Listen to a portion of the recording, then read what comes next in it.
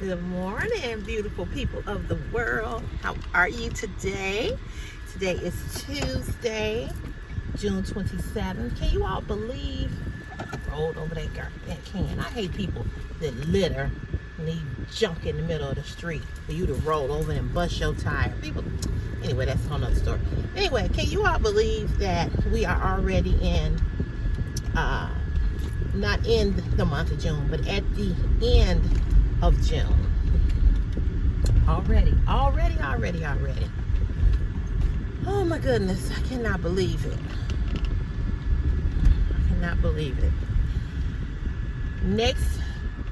Not next weekend, this coming weekend here in Chicago, we're doing the NASCAR race car event downtown in Chicago. So a lot of streets are closed off. Normally we would have the Taste of Chicago this coming weekend, and they pushed that back, and so that's going to be the following weekend, and then somewhere in there, Lollapalooza. So Chicago is a very, very busy city with a lot of events. This past weekend, we had the Pride Parade for the LGBT community. That was huge. I've gone to one of those parades. The job that I had before this position, I worked the parade on a Sunday. It was wild. And then we also have the Chosen Few picnic, which is a big picnic of house music, if you're a house head, okay? And house music, you know, is everywhere in the world now. It's in London, Spain, you know, it's all over. So that happens here in Chicago also sometime in July as well. So the summer is busy here in Chicago, and there's other little small venues that happen in Chicago celebrating music, the Gospel Fest, the Blues Fest. I think we've had both of those. The Gospel Fest, the Blues Fest. Chicago is busy. It's crime here, but it is busy. It's a busy city. It has a lot of stuff going on. I've been to the Taste of Chicago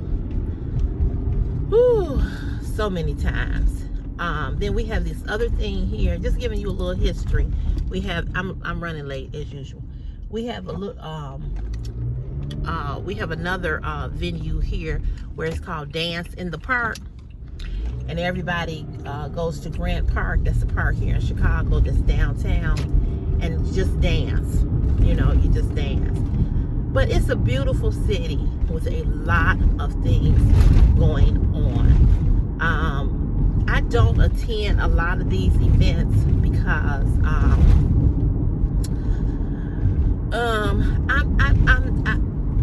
I used to be able to do crowds. I don't really do crowds anymore.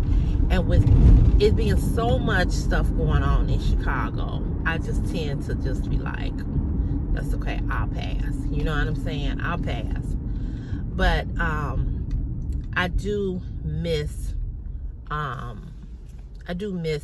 some of the events that I used to attend when I was, you know, younger, when I was a teenager. In my 20s, I went to everything, you know, but I had more, what's the word I'm looking for? More wherewithal, I guess you could say. You know, I had more patience. I don't really have the patience for that no more. So that's what's going on in our city in the upcoming weeks. It's a lot. And it's a way for the city, of course, you know, to make money, because, you know, since the pandemic, you know, we certainly need it. You know, it's a lot of events that happens in this city, you know, in this city. A lot of free things too, where you don't have to spend, you know, money or anything like that. But yep. So they still got this closed. I wonder when they're gonna open up this street. I hate going this way. But anywho, you all, I wanted to come on here and do a part 2 about my class reunion. It was some things that I forgot to mention in my video yesterday. So you all know that I had told you all that my ex-best friend, we graduated together from, you know, high school. We did not become friends until after high school. In fact, I don't remember her from high school at all. But anyway, she was not there. I know Janice Styles asked me, or told me she wanted me to come back and tell you all. She was not there. It did not matter to me if she had been there or not. Okay, it did not matter. And I don't think she did not come because she knew that I would be there. I'm certain that that's not why she came. Why she did not come. When she came to nothing. All 3 days, Friday, Saturday, and Sunday, she came to no events. Like I said, it didn't matter to me. You know, it didn't matter. I was ready. I was prepared. Okay. Because I don't play about people calling me up, threatening me. If you, and that was it this year? Oh, she did that? No, last year. Yeah, she did that last year. But I don't do well with people calling me up, talking bullshit to me and threatening me. So I was ready. I was prepared, you know, for whatever. But she didn't come. So that was that. And that was that. She wasn't there. And I can't say that I was glad that I can say this. I was glad that I didn't have to look at her for 3 days, to even be in that negative energy that she would have brought. Okay, for me. I was in a more positive energy, more positive light, as I told you all yesterday with the reconciliation that I made with these 3 people. And it went exactly the way it was supposed to go. So, you know, I was okay with, you know, her not being there. Like I said, I'm glad, you know, that I didn't have to look at her. I didn't have to bump into her. I didn't have to, you know, be nowhere around her, you know. I was glad about that. But I had a great time. And the other thing I wanted to tell you all too was that one of my classmates that I mentioned yesterday did the prayer. She prayed at the dinner. But she also mentioned something that I was not aware of. Was that we have lost 25. I think I may have mentioned it yesterday to you all in the video, but I quoted it wrong. We have lost 25 classmates since 2018. It's just 2023, right? So we've lost 25 people. And I do know some of the people that were lost were 2 of my good girlfriends that I've mentioned here in videos. And I was really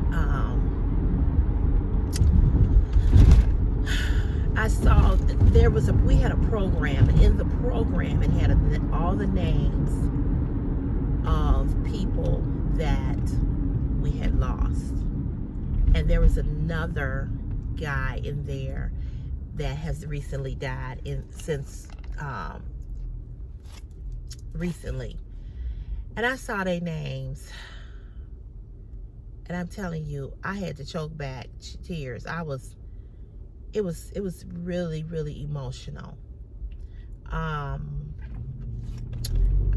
think about these 3 people all the time. 2 of the young ladies that I was really close with, I talked to them all the time. We would text, and they're gone. You know, they're gone. And so when you think about the fact that you have 25 people that have died since 2018, that's a lot. That's a lot. That's a lot for us being so young. You know, if we were in our 70s, I could, you know, certainly understand it better. But to only be 53 and have lost that many people is really disheartening. I don't know if they passed due to COVID or if it was from other health, you know, issues. I don't know. I do know what my two girlfriends died. One did die of complications of COVID. She had a heart attack. She had a heart attack the year before. My other friend had been in a car stint and she hit her head, and that caused her to have a stroke, and she died of a brain injury, really, that kind of wasn't detected when when it actually happened, when the car accident actually happened, and she sought medical treatment, but by the time she realized that something was wrong, it was too late. So that's what happened to her. The other classmate, the guy, I think he died of a heart attack too. So, with having said that, this is why it was important for me to go to this reunion, because I felt like it was something that I needed after coming out of, you know, a 2-year, almost 3-year pandemic where the world completely shut down. A lot of people, you know, I didn't see anymore. We didn't hang out. We wasn't kicking it no more. So to be able to come out and be around people that not only did you go to high school with, but people that you also partied with throughout the years after high school, it was really, it was just wonderful, you know. And I'm just so glad that I did not miss it.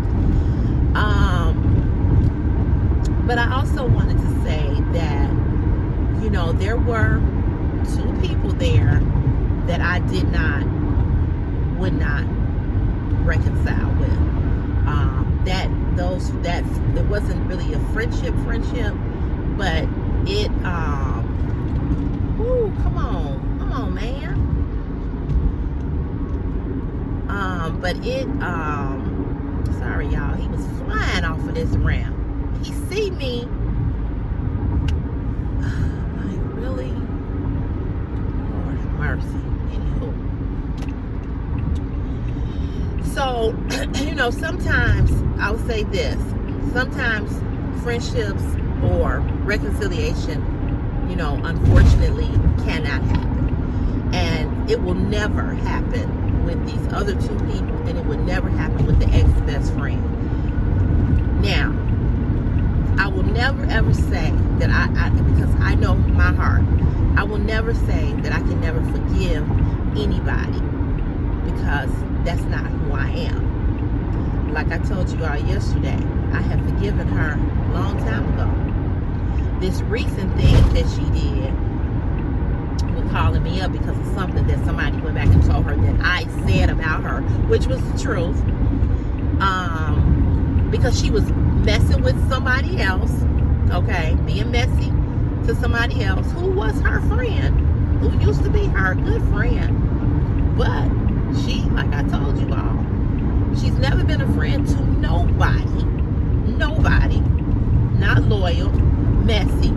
I told you she's the type of person that after y'all not friends no more, she goes and tell your business.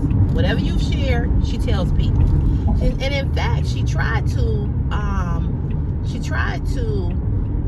turn my own classmates against me by telling them a lot of stuff has come back to me. Okay, a lot of stuff.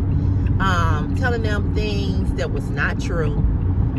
things that I had said that I hadn't said, things that I had said, I admitted that I said. But a lot over the last, let's see, what was the last time she and I were friends? 2014. So I'm saying the last 10 years or so, I've had so many people come and tell me, right in our class, things that she has said that about me, or said that I said that was not true. So let me just say this. Can I forgive you? Yes. I would never hug her. I would never tell her I love you. I would never tell her I'm sorry because I truly didn't do anything to her. I would never be in her presence like that. She's evil. She's the devil. She's vindictive. I would never trust her. Never. There would never be anything like what happened on this past weekend with these other people. There would never. I wouldn't care how many sorries she said. I would never, because one thing that I know is that she has not grown up and she has not matured, and she is who she is. And some people are who they are, and it doesn't matter about how old they get or, you know, what's changed, you know. I really, even if she, and I don't know, I don't think she's saved. I don't know what she believes in. But even if I saw her get saved, get baptized, and I still would not touch her. I still would not have nothing to do with her. The disdain that I have for her is real. And there is only two people, one other person in the world that I feel that deeply disgusted by is my son's sperm donor. And she's on the list with him. She's on that list. And I don't have many people that's on that list, but she's on there, right there with him. If either of them died tomorrow,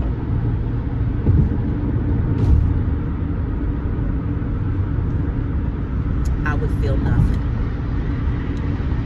I would feel nothing. And I have asked, and I have prayed, and I have asked, and I have prayed for God to soften my heart.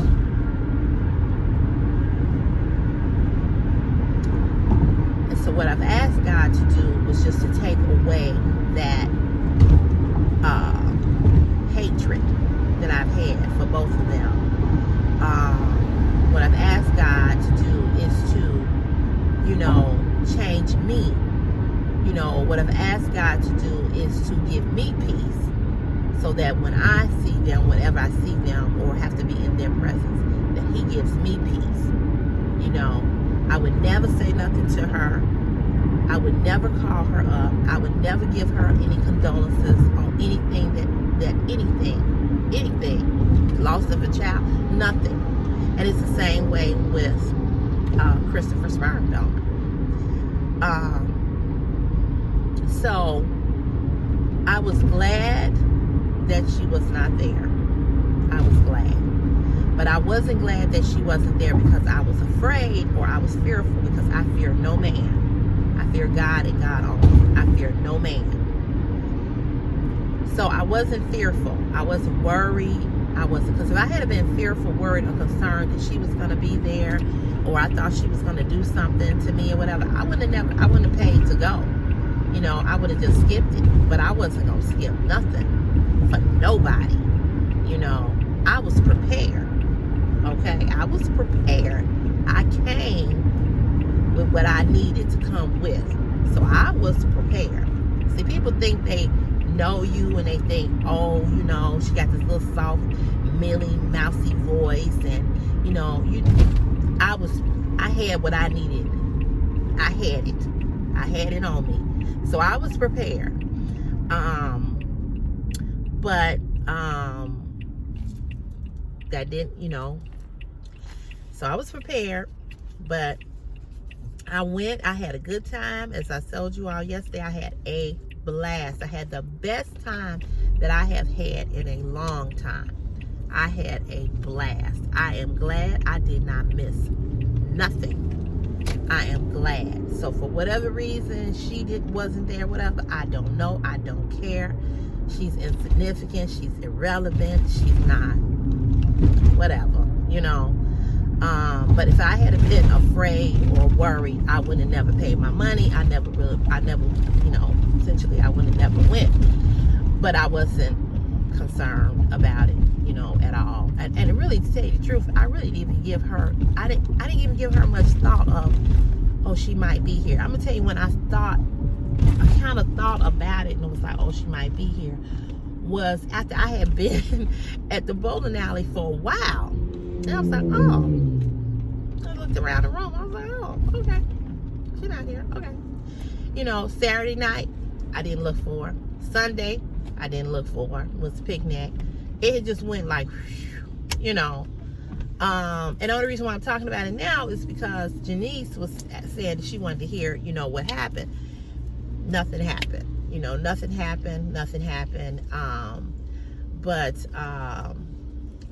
enjoyed myself. I got what I needed for me.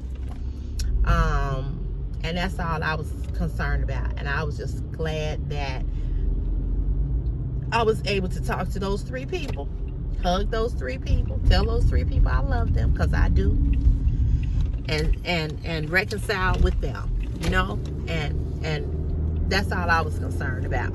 So I wasn't even intending on doing that, but God put, after my girlfriend, my childhood friend prayed that prayer, I believe that it softened a lot of our hearts, and it made us look at things differently, because that was not my intent. That was not my intent at all, to approach or talk to any of these 3 people. That was not what I had intended on doing. One doing it, one trying to do it, hadn't thought about doing it, none of that, but God has a way. He has a way. And so when the Spirit moves and it tells you to do something and wants you to forgive and reconcile, and you have to listen. You have to be obedient, and you have to listen. And so I did that. I did that. And I'm so glad that I did. I'm just so glad that I did, because when I tell you I have so much more peace about the situation now, and concerning them, and the awkwardness now will be gone, and all of that, So I just thank God that it happened the way in which it was supposed to happen, but I just want to tell you all this, you have to listen to your heart. You have to listen to God speaking to you. And if you don't have a personal relationship with God, you can't hear God's voice. But when you have a personal relationship with God, you hear what God is saying to you and what God wants you to do. And you have to listen, and you have to be obedient to that. And I have never been the type of person that did not listen when the Spirit of God was talking to me. Because I feel as if I'm able to be able to discern what is of God and from God, because of the relationship that I have with Him, because how He talks to me and how He tells me what I need to do.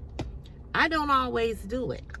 Okay, I don't always do it. Sometimes I'm fearful of doing what He tells me to do.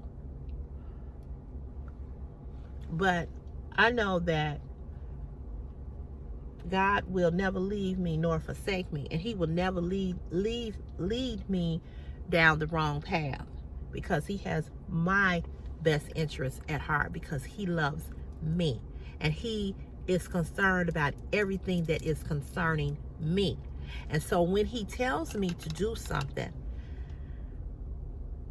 and I say that I trust him, when I say that I believe him, when I say that I honor him, when I say that I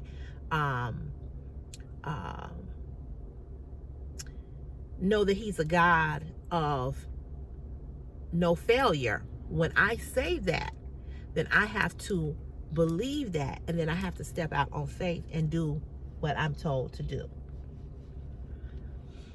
And a lot of people sometimes confuse or say, because they don't know, they'll say, my conscience, told me. My conscience was really messing with me, I couldn't sleep, this, that, and the other. It's not your conscience. You think that it's your conscience, but what it is that it's God. It's God. It's God working in you. It's God working through you. It's God whispering in your ear, telling you that you need to make it right. Have you ever had this experience? Maybe you've had this experience, I don't know. Have you ever had an experience where a situation happened with you and somebody? Maybe your spouse, your children, your mother,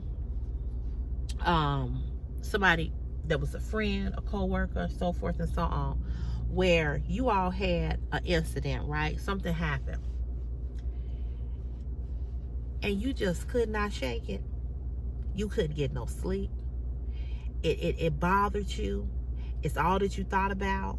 You wrestled with it. You went back and forth with it. You just couldn't get no peace until you did what? Until you made it right. And that's what was happening to me at the class reunion. That's what was happening to me. And I'll tell you all this story real quickly.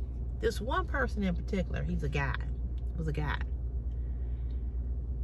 I liked him in high school. I always thought he was fine in high school.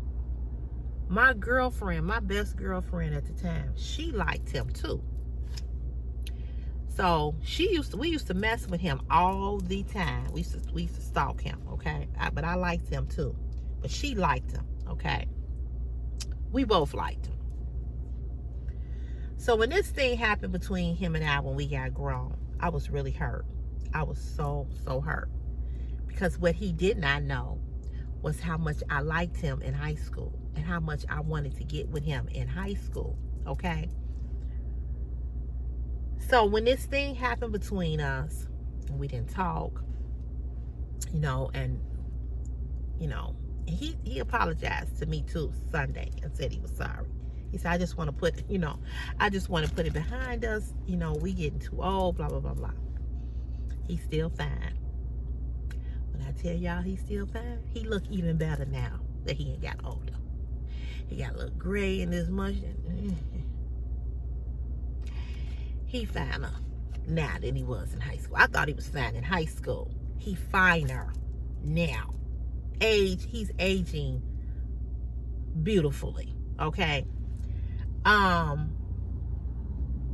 So when I walked up to talk to these other guys, he was sitting down. He was looking at me. And so it was just when because I had seen him Friday and I wanted to say something to him. I saw him Saturday at the thing. I wanted to say something to him. And I was fearful, I kept so I wanted to say something to him, kept inching to say something. So Sunday when he was sitting there, he was looking at me. I was like, hey, so I broke the ice, whatever. So he got up and he hugged me and everything. He kissed me on the cheek. He was hugging me real tight or whatever. And to be honest, I was really melting. It was hot in the mug out there, but I was really melting because of his hug, because I always liked him. Always liked him, and so we had a moment to talk, and then we talked again, and then we talked again, and we talked again. So he's like, I know I gave you my number years ago, but I'm here, let me give you my number, whatever. Now, here's the thing about this. more than likely I won't call him, okay? Because although I think he's really, really fine, we just got back to where we we're talking and we're civil or whatever. I don't want to mess that up. So I probably would just, see him when I see him or whatever. Sometimes your time has passed with somebody, whatever you had with somebody or whatever, it just in past. You sometimes can't get that back. So I think we're at kind of like at that point. But he fine. That's all I got to say. He fine. And it's amazing how people don't really change too much, that they kind of look the same, but they look better. So, but I think our time has, it has changed. He's single, he's single, but, I wouldn't want to do nothing to mess it up. But, you never know. But I just, I'm just gonna be his friend, I'm just gonna be his friend. If I hadn't been seeing somebody else at the time that all this crap had happened, I would have probably talked to him. But at the time, he was with somebody too. He's probably, I'm sure, as good looking as he is. Like I said, he was cute. He was fine in high school. As fine as he is now, I know he got somebody. That's just impossible to believe that he ain't got nobody. He say he's single, but he got somebody, because he good looking, So, anywho, but I thought that I was just, I was just glad that, we got past it and, we moved forward or whatever. But I used to bother him in high school. Me and my girlfriend, the one who liked him, oh my God, we would do so much stuff to him. And the thing about it was, he would let us do it though. That was the thing. I think he enjoyed the attention that we gave him in high school, because we bothered the shit out of him. He would be coming down the hallway and we start calling his name. He'd be like, really? And I don't even know who he was dating in high school. I don't know who he was dating. Well, when I tell you we bothered this man, it's a wonder that he even when I saw him years later, that he even wanted to talk to me, because I bothered him so much. And so he said that Sunday, it's like, when stalking wasn't even stalking, y'all was stalking. But I only did it because of her, because I knew how she felt about him. But deep down inside, I liked him too, But that's all she would talk about was him. And I just didn't have the heart to tell her that I was crushing on him too. You know what I'm saying? In high school, he didn't like neither one of us, but he joked around with us. He played with us. You know what I'm saying? I was a square. I ain't do nothing. I wasn't giving up no booty in high school. So none of the boys was trying to talk to me. I didn't have all this butt. I had a big butt, but it wasn't like this. I don't know what the hell happened. Like, I ate something and my ass just blew the fuck up, literally. Cause I ran into guys and they was like, you ain't have all that in high school. I was like, yeah, I did. Y'all just weren't paying attention. I mean, I have more, but I was shaped up really, really cute, but they weren't checking for me. Wasn't nobody trying to talk to me, because I wasn't, I didn't do the things that a lot of them did. They had their cliques, just like now. I'm sure they do, and I wasn't in it, so they weren't trying. I even lied in high school and told people that this guy had asked me to go on prom. He didn't. But I was so embarrassed because we were all sitting around talking about prom, and everybody was talking about who had asked them and who they were going with. And so of course when they got to me, and nobody had asked me, and I was not an ugly girl. I was cute. I had long hair. I had a cute shape. I had a flat stomach. I had hips and thighs. I had big old legs. I mean, big legs. And they have all this cellulite in them and dimples and stuff. I mean, I was cute. I was cute. And a lot of the guys now say, I remember you from high school. I remember you from high school.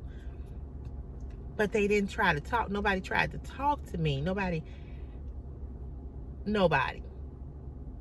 I wasn't having sex in high school at all. I slept with nobody in high school. I was too afraid of my mother and father, more my father than my mom, than my mother. So,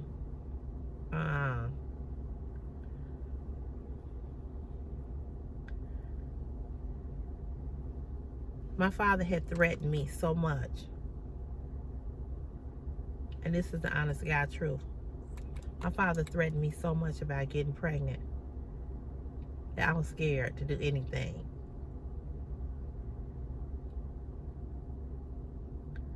And to be honest, I didn't want to.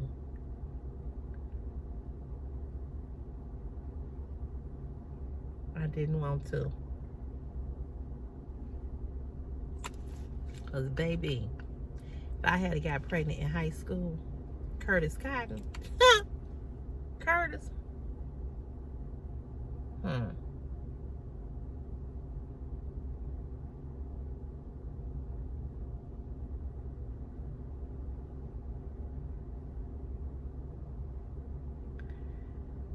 that I would have been, woo-wee.